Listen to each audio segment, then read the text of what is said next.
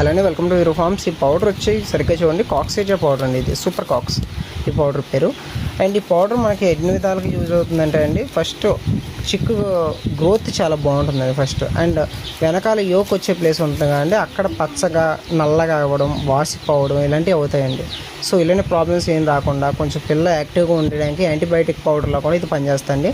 ఇది monthly minimum ఒక 2 సార్లు అయినా పెట్టుకోవాలి. మినిమం 3 months లోపల 5-6 సార్లు అయినా పెట్టుకుంటే పిల్ల చాలా యాక్టివ్గా ఉంటుంది, పిల్ల గ్రోత్ ఉంటుంది, అండ్ పిల్ల అందం కూడా ఉంటుందండి. మట్టి పట్టినట్టు రెక్కలు కూడా మట్టి పట్టినట్టు చండాలంగా అలా కాకుండా మంచిగా క్లీన్గా బాగుంటుంది. అండ్ మన దగ్గర ఆల్రెడీ తీసుకున్న వాటికి ప్రతిదానికి కూడా నేను ఇలా పెడతానండి.